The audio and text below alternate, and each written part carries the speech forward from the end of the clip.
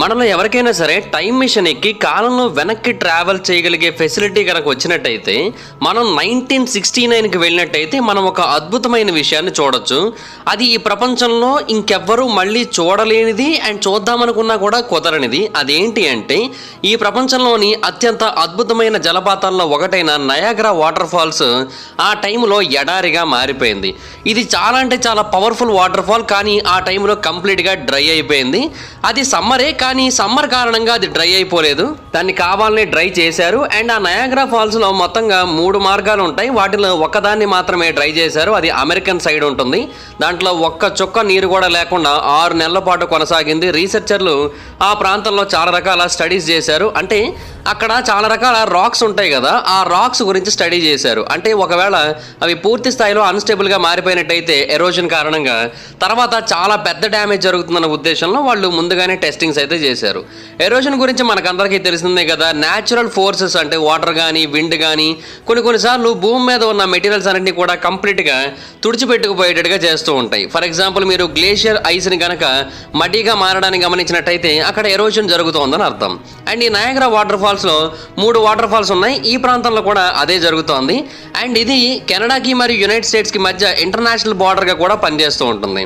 And ఈ అద్భుతమైన Niagara ఫాల్స్లో ఉన్న మొదటి దాని పేరు హార్షో ఫాల్స్, రెండో దాని పేరు అమెరికన్ ఫాల్స్, మూడో దాని పేరు బ్రైడల్ వీల్ ఫాల్స్.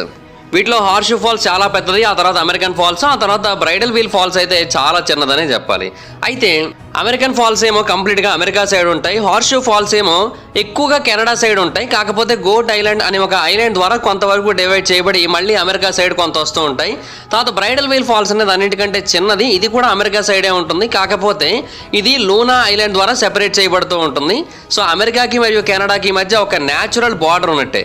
అయితే చాలా మంది నమ్మేది ఏంటంటే మనం ప్రకృతికి వ్యతిరేకంగా వెళ్ళి ఏమీ చేయలేము, ప్రకృతిని మనం అడ్డుకోలేమని నమ్ముతూ ఉంటారు. కానీ ఎంత పెద్ద వైల్డ్ నేచర్ అయినా, ఎంత భారీ స్థాయిలో అమౌంట్స్ ఉన్నా దాన్ని మనం ఆపచ్చు అని అయితే శాస్త్రవేత్తలు అప్పట్లో ప్రూవ్ చేశారు. దానికోసం శాస్త్రవేత్తలు అప్పట్లో 600 అడుగుల ఒక డ్యామ్ నిర్మించారు. అది చాలా అంటే చాలా పెద్ద డ్యామ్. అండ్ నయాగ్రా ఫాల్స్ని ఆపడం కోసమే వాళ్ళు ఇలా చేశారు. అండ్ ఆ టైంలో వాళ్ళు ఏం చేశారంటే ఆ వాటర్ మొత్తాన్ని కూడా హార్షో ఫాల్స్ వైపు డైవర్ట్ చేశారు. ఆ టైంలో ప్రతి సెకండ్కి 60,000 గ్యాలన్ల వాటర్ని డైవర్ట్ చేయాల్సి వచ్చేది. అదంతా కూడా హార్షో ఫాల్స్లోనే వచ్చేది. బేసిక్గానే చాలా పెద్దది. అండ్ ఆ టైంలో దాని నుంచి ఇంకా ఎక్కువగా వాటర్ అయితే వస్తూ ఉండేది. అండ్ సుమారుగా 27,000 టన్నుల రాక్ని అయితే ఉపయోగించారు ఆ డ్యామ్ని కన్స్ట్రక్ట్ చేయడం కోసం. అండ్ అలాగే ఒక 1000 ట్రక్కులకు పైగానే ఉపయోగించారు ఆ టైంలో మొత్తం ఆ రాక్స్ అన్నింటినీ క్యారీ చేయడం కోసం. అండ్ అది కూడా 1969 హాట్ సమ్మర్లో జూన్ 12న ఫైనల్గా 12 సంవత్సరాల పాటు కంటిన్యూస్గా ఫ్లో అయిన తర్వాత అమెరికన్ ఫాల్స్ ఆ రోజు ఆగిపోయింది. అండ్ హార్షో ఫాల్స్ ఎక్స్ట్రా ఫ్లోని అయితే తీసుకొని అటు ఫ్లో అవడం మొదలుపెట్టింది. అండ్ ఇటు పక్క ఏమో రీసెర్చ్ అయితే కొనసాగుతుంది. అయితే చాలామంది లోకల్స్ ఏమని భయపడ్డారంటే అసలు ఇదంతా సాధ్యం కాదు, ఆ వాటర్ని డైవర్ట్ చేయడం కుదరదు, ఆ వాటర్ వేరే ఏదైనా రూట్ తీసుకొని దాని కారణంగా చాలా ప్రాంతాలని ముంచేయచ్చు, ఇలాగ చాలా రకాల భయాలు అయితే వచ్చాయి వాళ్ళకి. అండ్ వాళ్ళకి ఇంకొక భయం కూడా వచ్చింది, టూరిస్టులు ఆ ప్రాంతానికి రావడం మానేస్తారనుకున్నారు ఒకవేళ టీమ్స్ కనుక ఆ వాటర్ ఫాల్ని మళ్ళీ ఫ్లో అయ్యేటట్టుగా చేయకపోయినట్టయితే. బట్ అలా ఏం జరగలేదు, టూరిస్టులు కంటిన్యూస్గా వస్తూనే ఉన్నారు. అండ్ ఈవెన్ ఆ సమ్మర్లో మొత్తం ఎండిపోయిన తర్వాత కూడా చాలామంది వచ్చారు. ఎందుకంటే అలాంటి ఒక సంఘటనని అంతకుముందు ఎప్పుడు ఎవరు చూడలేదు అండ్ భవిష్యత్తులో కూడా చూడగలిగే అవకాశం లేదు కదా. సో అందుకని దాన్ని అప్పుడే చూద్దామన్న ఉద్దేశంతో అందరూ వచ్చారు. ఆ టైంలో అమెరికన్ ఫాల్స్ యొక్క పైభాగంలో ఎడ్జ్కి కేవలం 20 అడుగుల దూరంలో ఒక వాక్వేని కూడా నిర్మించారు. ఆ టైంలో చాలామంది అక్కడికి వచ్చి దాన్ని విజిట్ చేశారు. అండ్ ఆ టైంలో నయాగ్రా ఫాల్స్ యొక్క కింద భాగంలో మొత్తం అంతా కూడా క్లీన్ చేయబడింది. మొత్తం వర్కర్స్ అందరూ కలిసి ఆ ప్రాంతాన్ని చాలా బాగా క్లీన్ చేశారు. టూరిస్టులు కూడా ఆ ప్రాంతానికి వెళ్ళి ఫోటోలు తీసుకున్నారు, ఎక్స్ప్లోర్ చేశారు. ఎందుకంటే ఎప్పుడో కానీ కుదరని విషయం కదా, అందుకనే వాళ్ళు ఆ ప్రాంతానికి వెళ్ళి దాన్ని కూడా నోటీస్ చేశారు. అండ్ ఆ టైంలో చాలా రకాల వస్తువులు కూడా దొరికాయి చాలా మందికి. కాకపోతే ఎక్కువగా దొరికింది ఏంటంటే కొన్ని మిలియన్స్ ఆఫ్ డిఫరెంట్ కాయిన్స్. రీసెర్చర్లు ఆ కాయిన్స్ అన్నింటినీ కూడా మెల్లిమెల్లిగా కలెక్ట్ చేశారు 6 నెలల టైంలో. చాలామంది అక్కడికి వెళ్ళి కాయిన్స్ని విసురుతూ ఉంటారు. అంటే ఆ కాయిన్ని నీటి లోపలికి విసిరి ఏదైనా కోరుకుంటే అది నెరవేరుతుందని అక్కడ చాలామంది నమ్ముతూ ఉంటారు. అందుకని ఆ నయాగ్రా ఫాల్స్ని ఒక పిగ్గీ బ్యాంక్ లాగా మార్చేసి అందులో కాయిన్స్ వేసినట్టుగా దీంట్లో కూడా కాయిన్స్ వేసారనమాట. సో ఫైనల్గా కాయిన్స్ అన్నింటినీ కూడా వాళ్ళు ఆ టైంలో రిమూవ్ చేశారు. బట్ ఆ కాయిన్స్ అన్ని ఎవరు తీసుకున్నారని తెలియదు, మేబీ గవర్నమెంటే తీసేసుకొని ఉండొచ్చు. కాకపోతే మధ్యలో కొన్ని సైడ్ అయిపోతే లేని అది వేరే విషయం. ఆ తర్వాత ఎన్నో నెలల పాటు అలా వర్క్ పూర్తయిన తర్వాత ఫైనల్గా దాన్ని అయితే ఓపెన్ చేశారు. ఆ తర్వాత నుంచి మళ్ళీ ఇప్పటి వరకు ఎంతో మంది టూరిస్టులు ఆ ప్రాంతాన్ని విజిట్ చేస్తూ వచ్చారు. ఒకవేళ ఇప్పుడు కూడా మళ్ళీ ఆ నయాగరా ఫాల్స్ కనుక డ్రై చేసినట్టయితే దాని కింద భాగంలో చాలా రకాల వస్తువులు దొరుకుతాయి. అంటే కాయిన్సే ఎక్కువ దొరుకుతాయి. కాకపోతే కొన్నిసార్లు కెమెరాలు దొరకచ్చు, లేదంటే గాలిలో ఎగరేసినప్పుడు కింద పడిపోయిన డ్రోన్లు దొరకచ్చు, సెల్ ఫోన్లు దొరకచ్చు. ఎందుకంటే చాలా మంది విజిటర్స్ కొంచెం కేర్లెస్గా ఉండి అక్కడ చాలా వాటిని పడేస్తూ ఉంటారు. అలాంటివి ఏమైనా దొరికే అవకాశాలు అయితే అక్కడ ఉన్నాయి. సో నయాగరా ఫాల్స్ని డ్రై చేయడం అనేది సాధ్యం కాని పని అని అందరూ అన్నారు. కానీ అప్పటి వాళ్ళు దాన్ని చేసి చూపించారు. సో ఒకవేళ అవసరమైనట్టయితే మనం ఇప్పుడు కూడా చేసుకోవచ్చు. అయితే ఇప్పుడు అవసరమా అంటే ఖచ్చితంగా అవసరం అని చెప్పాలి. ఎందుకంటే 2020 సంవత్సరంలో ఒక మీడియా వాళ్ళు ఇచ్చిన రిపోర్ట్ ప్రకారం ఆ నయాగరా ఫాల్స్ పై భాగంలో ఉన్న 2 ఫుట్ బ్రిడ్జెస్ని కూడా కంప్లీట్గా రీప్లేస్ చేయాలి లేదా రిపేర్ చేయాల్సి ఉంటుంది. ఎందుకంటే వాటిని నిర్మించి సుమారుగా 120 సంవత్సరాలకు పైనే అవుతుంది. సో ఆ బ్రిడ్జెస్ని మార్చాల్సిన అవసరం ఎంతైనా ఉంది. సో దాన్ని మార్చాలి అంటే మళ్ళీ ఆ నదిలోని వాటర్ మొత్తాన్ని కూడా పక్కకు డైవర్ట్ చేయాల్సి ఉంటుందేమో. ఆ నయాగరా ఫాల్స్ వాటర్ మొత్తాన్ని కూడా వేరే ఫాల్స్లోకి, అంటే 3 ఉన్నాయి కదా, ఏదో ఒక దాంట్లోకి మార్చాల్సి ఉంటుందేమో అని అయితే అభిప్రాయపడుతున్నారు. సో డెఫినెట్గా ఏదో ఒక రోజు చేసే అవకాశాలు కూడా కనబడుతున్నాయి. అయితే చాలా మంది నయాగరా ఫాల్స్ ఈ ప్రపంచంలోని అత్యంత టాలెస్ట్ వాటర్ ఫాల్ అని అనుకుంటూ ఉంటారు. బట్ అది నిజం కాదు. ఇది ఫేమస్ అవ్వడానికి టాలెస్ట్ వాటర్ ఫాల్ అవడమే రీజన్ అని కూడా చాలా మంది అనుకుంటారు. బట్ అది కూడా నిజం కాదు. ఇది చాలా అంటే చాలా ప్రీషియస్ వాటర్ ఫాల్, చాలా బ్రెత్ టేకింగ్ వాటర్ ఫాల్. అందువల్ల దీనికి హైప్ వచ్చింది. బట్ హైట్ విషయానికి వచ్చినట్టయితే దీనికంటే ఎత్తైన వాటర్ ఫాల్స్ సుమారుగా 500కు పైనే ఉన్నాయి ఈ భూమి మీద. ఫర్ ఎగ్జాంపుల్ ఏంజల్ ఫాల్స్ని తీసుకున్నట్టయితే అది వెనిజులాలో ఉంటుంది. సుమారుగా 3000 అడుగుల ఎత్తు నుంచి కిందకైతే పడుతూ ఉంటుంది. అయితే నయాగరా ఫాల్స్లో ఉన్న ప్రత్యేకత ఏంటి, ఎందుకు ఇది ఎంత పాపులర్ అయింది అంటే దీంట్లో వాటర్ చాలా ఎక్కువగా వస్తూ ఉంటుంది. అంటే ఎత్తైన వాటర్ ఫాల్స్ చాలానే ఉంటాయి, కానీ వాటిలో వాటర్ ఇంత భారీ స్థాయిలో రాదు. దీంట్లో ఏంటంటే వాటర్ కొంత హైట్ నుంచి పడుతూ ఉంటుంది, at the same time water flow కూడా చాలా ఎక్కువగా ఉంటుంది. ఈ రెండు కలిపి ఉండడం వల్ల నయాగరా ఫాల్స్ అనేవి చాలా బ్రెత్ టేకింగ్గా మారిపోయాయి.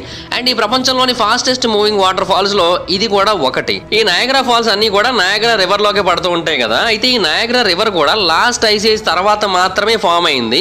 ఆ టైంలో చాలా పెద్ద పెద్ద లేక్స్ ఫామ్ అయ్యాయి. అలాగే నయాగరా రివర్ కూడా ఫామ్ అయింది. ఆ టైంలో ఉన్న లేక్స్ అన్నింటినీ కూడా కలిపి గ్రేట్ లేక్స్ బేసిన్ అని పిలుస్తూ ఉంటారు. వాటిలో ఈ నయాగరా రివర్ ఒకటి. అయితే 18,000 సంవత్సరాల క్రితం నేను ఆ ప్రాంతంలో లేను, మీరు లేరు, ఎవరు లేరు. అండ్ నయాగరా ఫాల్స్ కూడా ఆ ప్రాంతంలో లేదు. ఆ ప్రాంతం మొత్తాన్ని కూడా, ముఖ్యంగా సదరన్ ఆంటారియో ప్రాంతం మొత్తాన్ని కూడా ఐస్ షీట్స్తే పూర్తిగా నింపేసి ఉండేవి. అవి కూడా 1 నుంచి 2 మైళ్ళ థిక్నెస్ వరకు ఉండేవి. అంత భారీ స్థాయిలో ఐస్ అయితే ఉండేది. అయితే మెల్లిమెల్లిగా ఆ ఐస్ సౌత్ వైపు మూవ్ అవడం మొదలుపెట్టింది. దాని కారణంగా ఆ గ్రేట్ లేక్స్కి ఒక బేసిన్ క్రియేట్ అయింది. ఆ తర్వాత ఆ ఐస్ మెల్లిమెల్లిగా మెల్ట్ అయిపోయింది.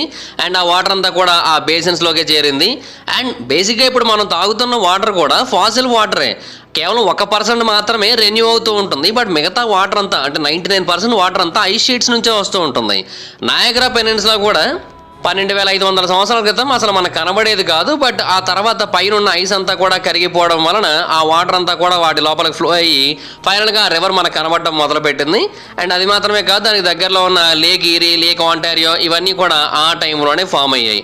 అండ్ అప్పట్లో నయాగరా ఫాల్స్ అనేది అసలు లేదు కూడా, కేవలం ఒక నదిలాగా ఫ్లోలో వెళ్ళిపోతూ ఉండేది. కానీ తర్వాత కాలక్రమేణా ఎరోషన్ కారణంగా అక్కడ ఉన్న క్లిప్స్ అన్నీ కూడా కరిగిపోయి పాడైపోయి ఈ స్పెక్టాక్యులర్ ఫాల్స్ అనేవి ఫామ్ అయ్యాయి. ఈ నయాగరా రివర్లో ఉన్న ఇంకొక అద్భుతమైన విషయం ఏంటంటే దీంట్లో వాటర్ చాలా గ్రీన్గా ఉంటుంది. ఈ కలర్ మనకు చెప్పే విషయం ఏంటంటే ఆ వాటర్ చాలా పవర్ఫుల్ అండ్ అది ఎరోషన్ని కూడా ఎక్కువగా క్రియేట్ చేస్తుంది అని. మీకు విషయం తెలుసా, ప్రతి నిమిషానికి కూడా నయాగరా ఫాల్స్లో పడే వాటర్లో 60 టన్నుల వరకు డిజాల్వ్డ్ మినరల్స్ ఉంటాయి. వాటితో పాటుగా డిజాల్వ్డ్ సాల్ట్స్ ఉంటాయి, ఫైన్లీ గ్రౌండ్ రాక్స్ ఉంటాయి. వీటన్నిటి కారణంగా ఆ కలర్ అంత అద్భుతంగా కనబడుతూ ఉంటుంది.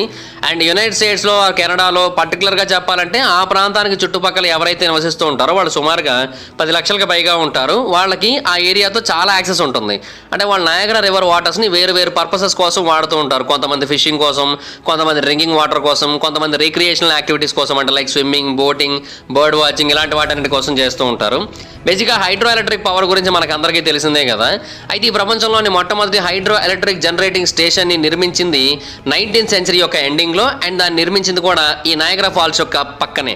అండ్ ఇది నిర్మించడం మొదలుపెట్టిన వెంటనే ఆ చుట్టుపక్కల ప్రాంతాల వాళ్ళందరికీ చాలా బాగా ఉపయోగపడింది. ఎందుకంటే ఎలక్ట్రిసిటీ అనేది అందరికీ చేరుతుంది. కానీ దాంతో ఉన్న ప్రాబ్లం ఏంటంటే అది కేవలం 300 అడుగుల దూరం వరకు మాత్రమే ట్రావెల్ చేయగలదు, అంతకు మించి ట్రావెల్ చేయలేదు.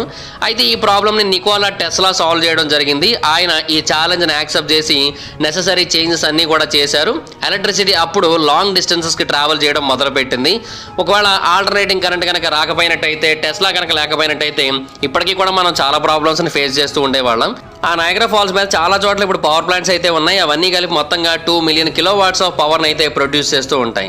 అండ్ ఇంకొక ఇంట్రెస్టింగ్ థింగ్ ఏంటంటే దీన్ని 1969లో పూర్తిగా ఆపేశారు కదా, కానీ అప్పుడు మాత్రమే కాదు, నయాగరా వాటర్ ఫాల్స్ కంప్లీట్గా ఫ్లో అవ్వడం ఆగిపోయింది ఇంకొకసారి ఉంది 1848లో. అంటే అంతకుముందు కూడా జరిగి ఉండొచ్చు, బట్ మనకు తెలిసినవి అయితే మాత్రం ఈ 2 సంఘటనలే.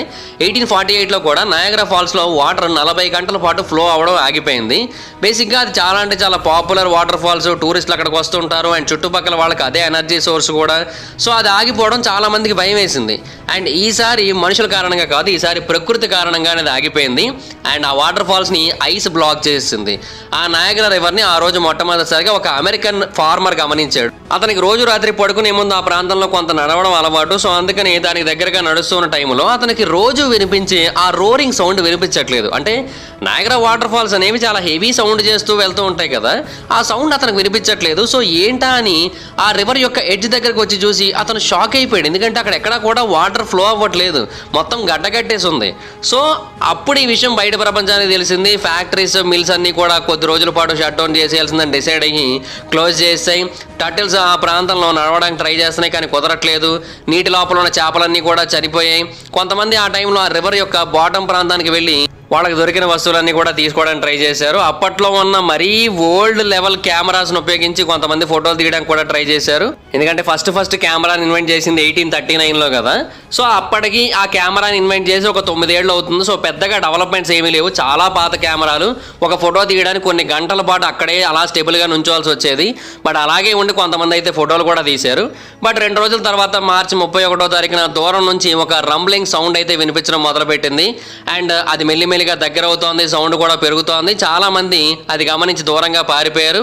అండ్ ఆ టైంలో మెల్లిగా పైనుంచి వాటర్ ఐస్తో పాటుగా కిందకి రావడం మొదలుపెట్టింది. అండ్ ఫైనల్గా ఆ నయాగరా ఫాల్స్ మళ్ళీ ఎప్పట్లాగే ఫ్లో అవడం మొదలుపెట్టింది కొద్ది రోజుల తర్వాత. ఇప్పటికీ కూడా అంతే అద్భుతంగా ఫ్లో అవుతూ వస్తుంది. ఆ తర్వాత మళ్ళీ ఎప్పుడు అలా గడ్డగట్టిన స్టేజ్ అయితే రాలేదు. సో అది సిచ్యువేషన్. ఎంతమంది నయాగరా ఫాల్స్ని ఒక్కసారైనా విజిట్ చేశారు, ఎంతమంది విజిట్ చేయాలనుకుంటున్నారు, మీ ఒపీనియన్ కింద కామెంట్ సెక్షన్లో చెప్పండి. ఈ వీడియో కనుక మీకు నచ్చినట్లయితే లైక్ చేయండి, వీడియో షేర్ చేయండి. ఇప్పుడు కారణం మన ఛానల్ని సబ్స్క్రైబ్ చేసుకోకపోతే ఇప్పుడే సబ్స్క్రైబ్ చేసుకోండి. పక్కన బెల్ ఐకాన్ ఆల్లో పెట్టుకోండి, నా ఫర్దర్ మిస్ అవ్వకుండా చూడొచ్చు. చాలా మంది చూస్తాం కానీ సబ్స్క్రైబ్ చేసుకోండి. So please try to subscribe and click the bell icon also. నా ఇన్స్టాగ్రామ్ ఐడి జబర్దస్త్ మైదర్, ఎక్కడ కూడా వచ్చినట్టు ఫాలో అవ్వచ్చు. Thank you so much guys. Bye bye. Meet your next video. Bye by.